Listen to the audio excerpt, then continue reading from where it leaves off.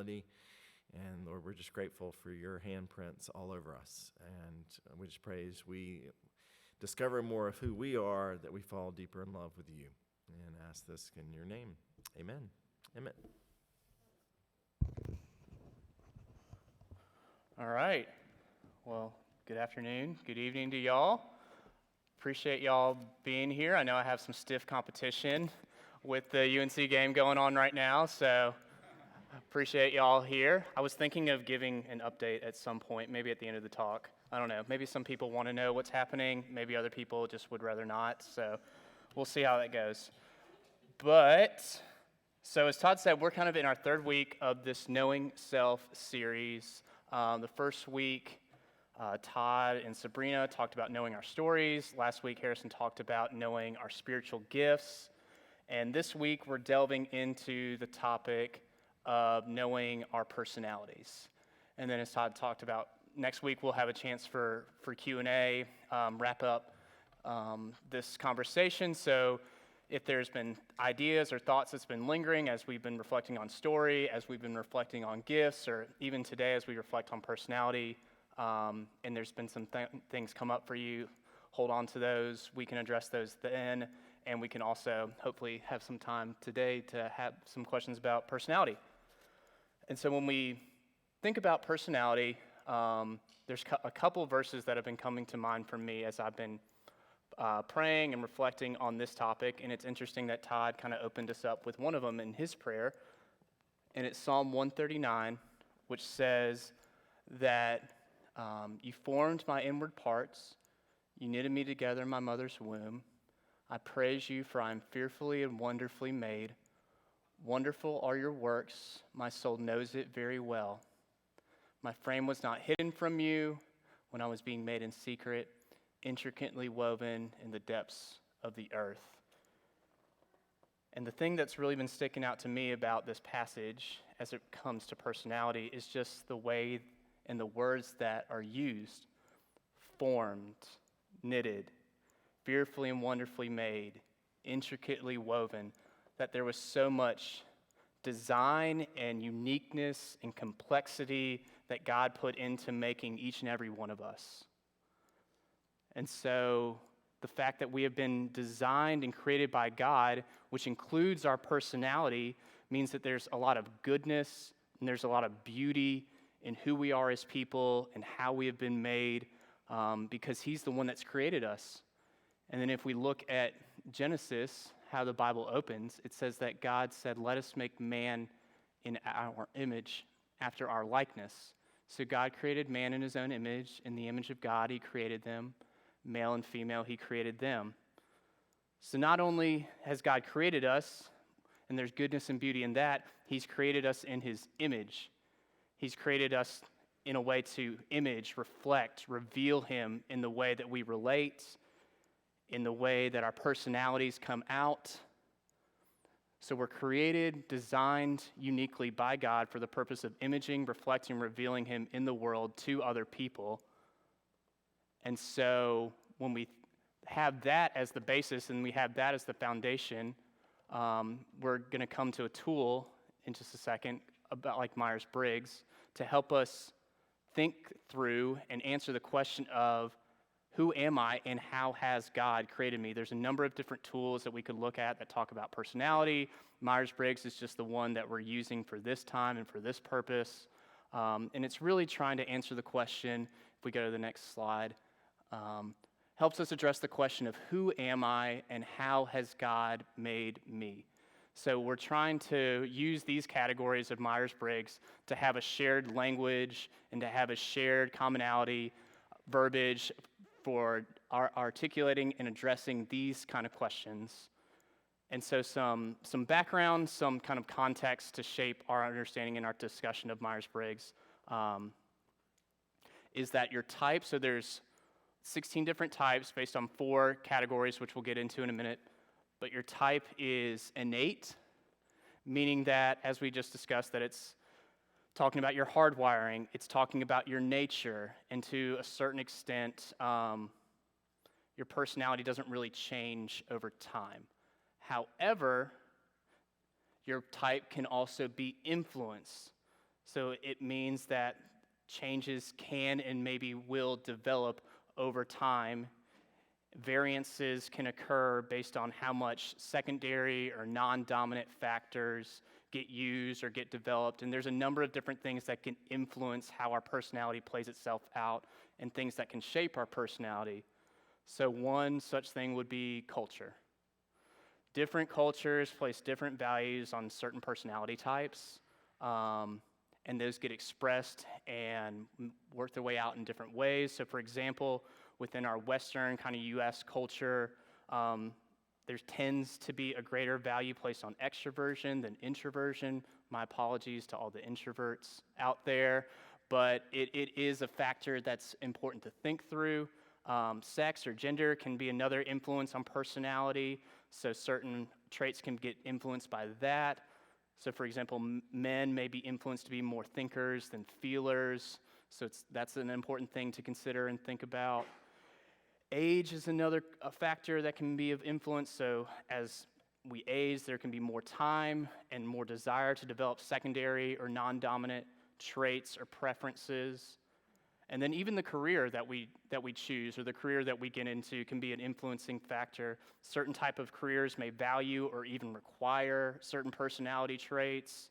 And then if these traits are secondary or non-dominant, they can get influence and they can kind of shape our personality. So there's an extent to which personality is nature, a product of hardwiring, and but there's also a sense of which personality can be shaped by certain influences, and we're not immune from those influences, and that's important to consider when we think about our own personality. Second thing is that your type is observable, meaning that can be seen by others, it can be seen by ourselves. It's something out there for us to look at and observe. Next is that your personality is not a box, which I think is really important to consider because we can use personality assessments or we can use certain things to kind of say, I am this or I am that.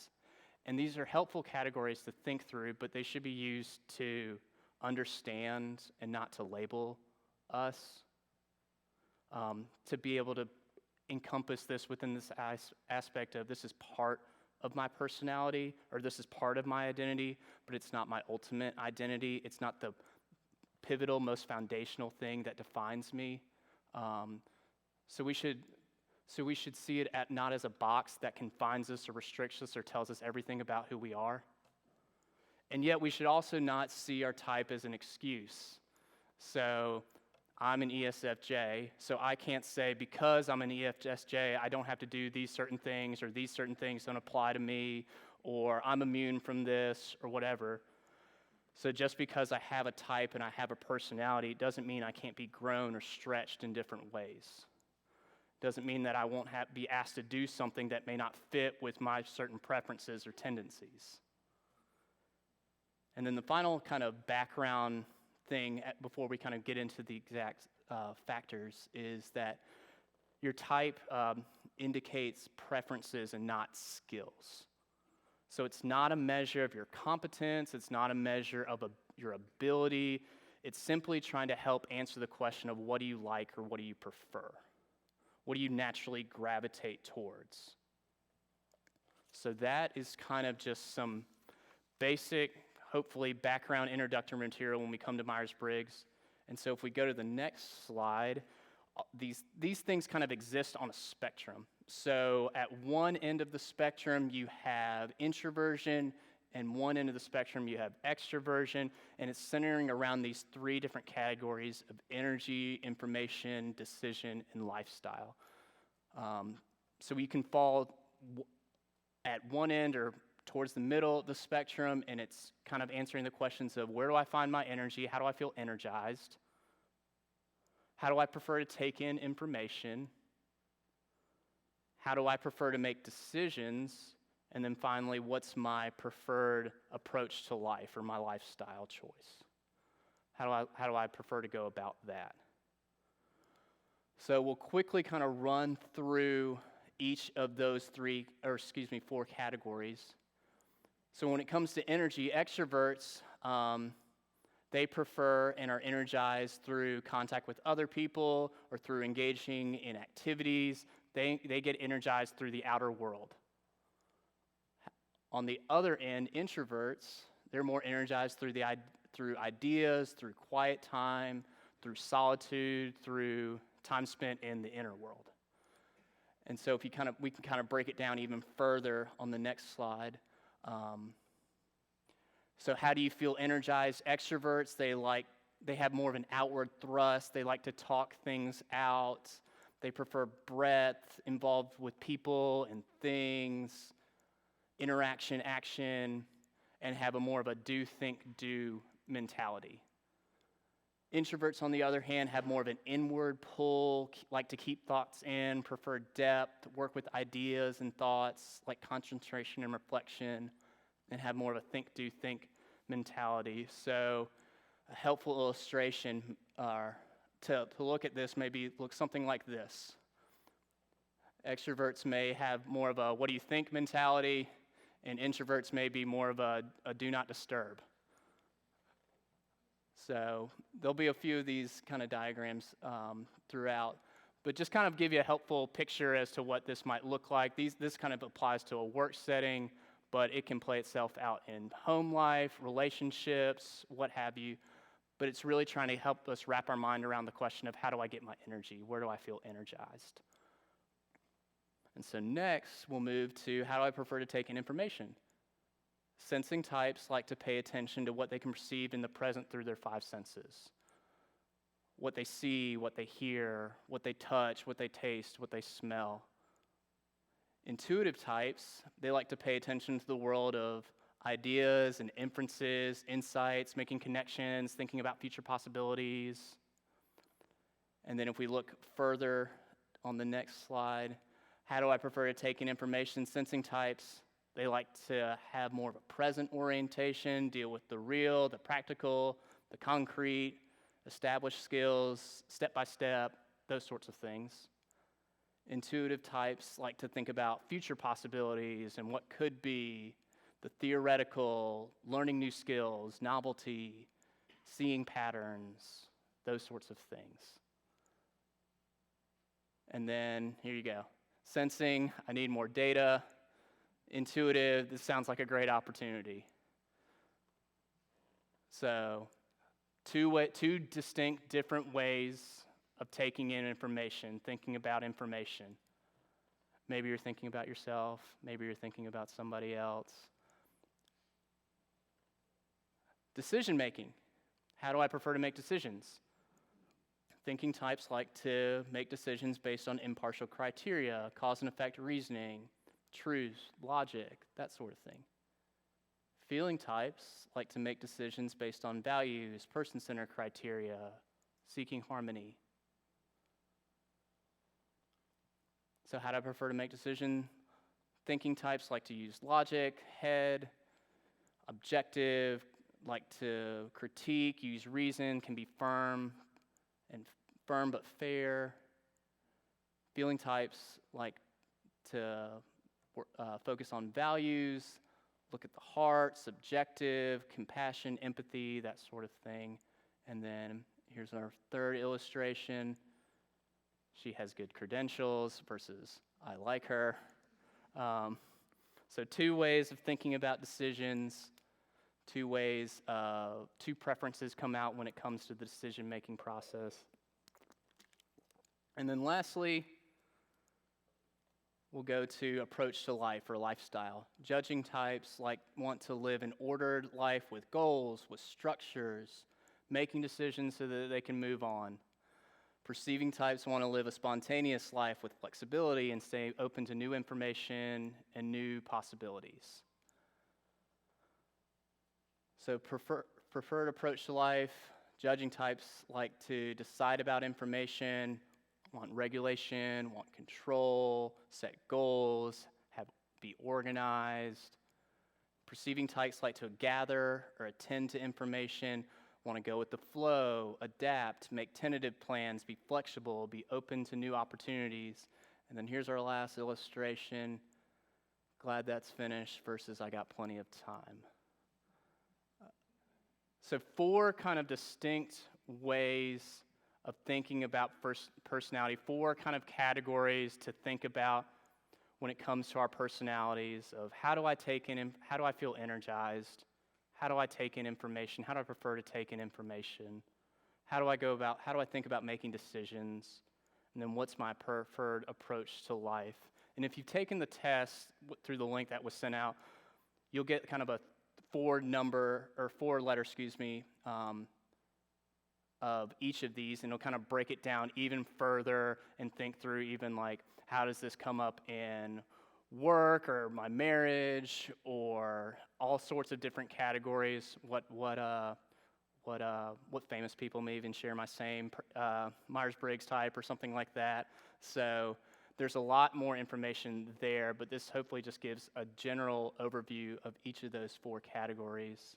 So I know I ran through that super quick, but before we move on to the next topic, does anybody have any questions? Any questions about Myers-Briggs? Any questions about these 4 different categories? Nope. All right. Easy enough. Moving on. So, we've talked about this idea that within our personality, that there's a lot of goodness and that there's a lot of beauty because we've been designed, we've been created by God. But we also know that because of the fall, because of our own wounding, because of our sin nature and our own selfishness, that there's also brokenness as it relates to our personality. And oftentimes this brokenness comes out in the way that we relate to other people, which is kind of captured in this verse in Genesis, which comes after Adam eating the fruit, God going to pursue Adam, asks him where he is, and he responds with this. He says, I was afraid because I was naked, and so I hid. And all of us are operate out of this place from time to time of being naked, afraid, and hiding. A way in which we can kind of wear a mask that interferes with our ability to connect. So instead of imaging God, reflecting God in the way that I relate in my personality, my relational style becomes more of minimizing vulnerability, or avoiding pain, or protecting myself, or getting something from somebody, or achieving independence, or trying to control, or really trying to cover my nakedness in my own strength, or in my own power. A way that I start to try to manage life apart from God. And so the brokenness of our personality is an important topic to think about because sometimes it's outside of our awareness. Sometimes it's not really something we think about until we get into a relationship with somebody or somebody gets into a relationship with us, and our personalities and our relational styles begin to have friction and conflict, and we have to become aware of it so that we can actually do something about it. And hopefully, these categories that we'll look at in a minute, I think hopefully we'll have some handouts going out. Yep, you want to pass those out, Micah? We'll have some handouts going around that kind of break down these 4 categories, which come from Dan Allender, a counselor, about the little boy, little girl, nice guy, good girl, driven man, competent woman, controlling man or woman.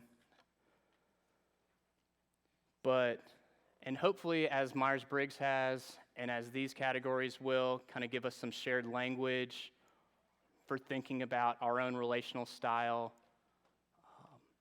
so that we can become more aware of that, think about what we want to do with that. But part of that awareness is going to come from conversations with other people and asking other people a really scary and a really vulnerable question, which is this: how do you experience me? How do you experience me? I remember when I was going through grad school for counseling, and I was taking a group dynamics class. Harrison was actually in my class. And part of the class was learning about how to do group counseling. So you're learning to pay attention to not only the content of like what people are saying, but also the process of like how people are interacting, how people are relating, the dynamics that are going on within the group. And you're doing this alongside your peers, people that are doing counseling with you, that you're learning to do counseling with. So we're all scared and nervous and insecure and have no idea what we're doing. And we're starting to ask this question of how do you experience me, and actually want and welcome feedback from each other. And I remember asking this question of people and being so terrified of what I might hear and not really wanting to hear it, but also kind of wanting to hear it at the same time. And some of the things that I heard really made me pause and reflect and think about myself in a different way. People would say certain things as like, Emmett, I really like you, and I really enjoy getting to know you, but at times you feel sort of distant. At times you feel kind of far away, and it's hard to know what you're thinking or how you're feeling. It's hard to get a read on you, to feel close to you. And I had to kind of take a step back and look at myself and think about, why was I operating this way? What about me being distant or removed or disconnected from people was trying to keep me safe, was trying to keep me comfortable, was trying to limit my sense of vulnerability or connection with other people? Why was I operating the way that I was operating? Why was I relating the way that I was relating? And so this question of how do you experience me is a question, a very scary, vulnerable question to be hard to ask, but necessary to ask. And I think it can tell us a lot about ourselves. And it can also tell us about how we relate. And so as we go to this handout, hopefully it's helping us give some language for how do we relate in our own strength, in our own power, oftentimes disconnected from God. And so I thought about putting all these thoughts on a slide, but it was way too much information, so I just decided to print it off. And we're just going to go through them quickly and think about, where do I fit into this? Maybe somebody else comes to mind that fits into this. What is it like for me to be in relationship with them? What is it like for them to be in relationship with me? And think of what this all might be revealing to us. So here we go. The little boy and the little girl. So this sort of relational style tries to manage life by acting little or small or cute or flirty or helpless or ingratiating or innocent. This sort of relational style often has a low ownership of things. They want other people to come through for them without requiring much of them. For the way other people might experience the little boy or the little girl is that at first it feels really good to rescue them, but over time it gets kind of old. They can come across as being fun and playful, but not strong. And then when other people don't come through for them, they can get angry or throw a tantrum or pout or fall apart. And the message or the strategy that this can communicate is, don't leave me, take care of me, I'll be so little that you have to come through for me. And that's the little boy or the little girl. And then when we come to the nice guy or the good girl, these are the people that try to manage their life by being good or by being nice. These are your people pleasers, people that want others to like them or at least to not find fault with them. They try to avoid conflict at all costs. They can take blame easily. They may be passive aggressive. And other people might have the thought of, I can't be mad at them because they're so nice. But maybe you're thinking also of, is their niceness really genuine? I'm not quite sure what they think. They're just coming across as really nice. And the message that it maybe communicates, or the strategy that it's trying to operate out of, is don't require of me, I'll be so nice that you won't get mad at me or require intimacy or strength from me. So the nice guy or the good girl. The third category we'll look at is the driven man or the competent woman. And so this type of relational style tries to manage life through skills, through knowledge, through distance. They tend to be busy or on task. They like to stick to the agenda. They don't want to take a lot of time for talk or for relationships. They think that performance trumps connection, have a low tolerance for other people's emotions or their own emotions. Other people may feel that they're in the way around this sort of person, or inferior because I don't have it quite as together as they do. And it maybe feel hard to get a word in or interrupt this person. And the message that it can communicate is, don't touch me, don't bother me. I'll go away kind of relationally, emotionally, so that you can't touch or bother me. I'll be necessary, but not enjoyed or known. So that's kind of the driven man, the competent woman. And then the last category we'll look at is the controlling man or the controlling woman. And so all of these relational styles or strategies for how we kind of contend to live within our own strength and power, disconnected from God. But this one is kind of more, the first three are a little more subtle or a little bit more covert. This one's a little bit more overt. The controlling man, the controlling woman tries to manage life by being assertive and aggressive, by being on top and in charge. They maybe can blame, attack, intimidate, use their anger or their power or guilt to get their way. They don't like to show weakness. Other people may feel afraid or nervous around them, thinking that they need to please them or at least not upset them, or that maybe they can't really relax around them. I don't really know how to be myself around you. And the message that it can send is, don't mess with me, I'll win so that I won't lose. If you're afraid of me, you can't hurt me. So, pretty heavy stuff to think about our own relational style and maybe the messages that it communicates to other people. And so maybe you're thinking about yourself. Maybe you're thinking about somebody else. Maybe you're thinking about, how do other people experience me? How do I experience other people? And so there's just a few things that I want to share about this before we kind of wrap things up for our time.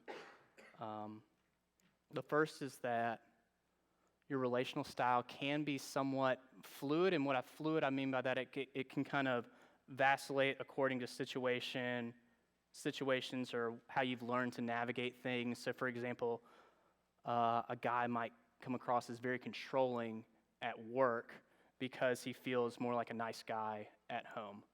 So within his work context, he may operate within a certain relational style, while at home he may take on a different relational style based upon the context and how he's learned to navigate certain situations, certain ways of dealing with people.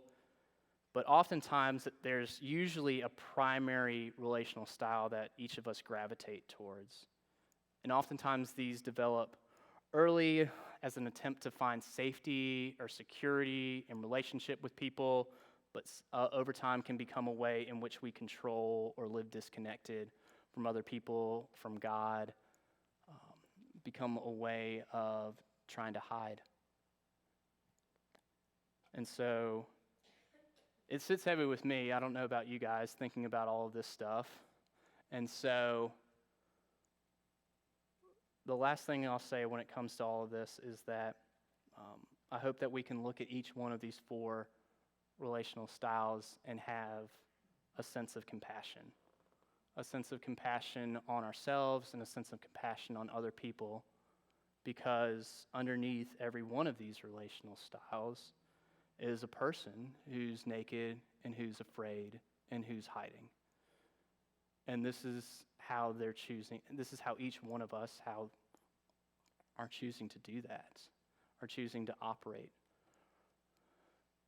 It's a way of us keeping distance from maybe our fear or our nakedness or our vulnerability. Each one of us is a person who really fears rejection and abandonment and being deeply seen and known by others, but also has a real desire for those things as well. And so I hope that we can look at each one of these relational styles and have compassion on that, because of how it can be really difficult to think about. So that's really about it. When it comes to, that's it. That's all you need to know. I know I ran through it super fast. But hopefully there'll be good time and good discussion to talk through this in our groups, to talk through personality, to talk through how our relational styles impact and affect each other, what it might look like to be conscious and aware of that so that we can better care and think for one another. So here's a few questions. They're also on the back of your handout so that you can have those going into your group. So the questions to think about and reflect on and discuss in our groups together are, after taking Myers-Briggs and thinking about your personality, which parts do you feel describe you well? As you kind of read through your assessment, what parts really feel like that really captures me, or that really puts some words to what I think or what I feel or what I experience, my preferences? And what might be some things as you read through that and say, oh, I don't know about that. That doesn't quite fit. I don't know if that really captures me. So take some time thinking about that. And then going back to the goodness and the beauty that we see in personalities, where do you see that in your personality? Where do you see it in the people in your group? Take time to share that with each other. Take time to encourage each other with, here's what I really see about you that is good and is beautiful and really images God in the world to others. Where do I see that in myself? Where do I see that in other people? And then as we move to kind of our relational styles, which one of those four do you sort of most identify with? Which one do you more gravitate towards? And how does it play itself out in your relationships? Can you think of a time, a moment, experience where that sort of relational style showed up? Or maybe a time that a certain relational style affected you and how you felt being on the receiving end from that person.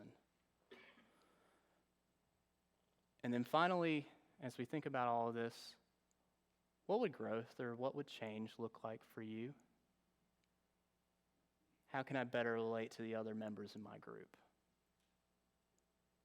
So, those are the four questions to think about and to discuss as we go into our groups. Does anybody want an update on the game? No? Okay. I'll keep it hidden. You can go home and watch your DVRs. I won't spoil the fun. I don't have a dog in the fight, so I did wear my Carolina blue for solidarity for all you Carolina fans, but I do not have a dog in this fight, so. But that's it. So I think the next slide kind of shows where you're going for your groups. Any questions before we kind of disperse? Yeah.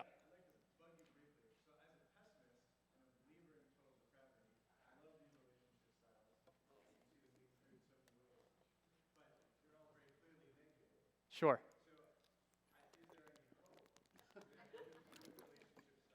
Great question. Great question. I do think there's hope when it comes to your relational style. I do understand how it kind of paints it in a negative light. And how would I answer this? I did? Apart from God. Yeah. So this is probably, that's a good way to put it. That's how we tend to operate, being disconnected from Christ, being disconnected from the Spirit. If I'm aware that this is going on for me, I'm better equipped to be able to do something about it. I'm better equipped to think about how does this show up in my relationships with other people, what would change, what would growth, what would repentance look like for me as I am aware of what I naturally gravitate towards and what would moving in the opposite direction mean for me. So maybe that's the hope, is I can see where I naturally go, and then what does it look like to move against that? So, good question. Other questions? Yes, so the handout mentions Yes, intimacy and strength, sure. as those would be alternatives that are available to all four types. I'm s- Questions. Oh, okay. Gotcha. Thank you. You might repeat that so you can hear it. Sure. I'm sorry, I didn't quite catch what you said. Well, the handout Sure. mentions intimacy and strength Yes. as alternatives that are available to all four types. Yes. So he was saying that intimacy and strength being an alternative that's available to all four types. Yes. Any other questions?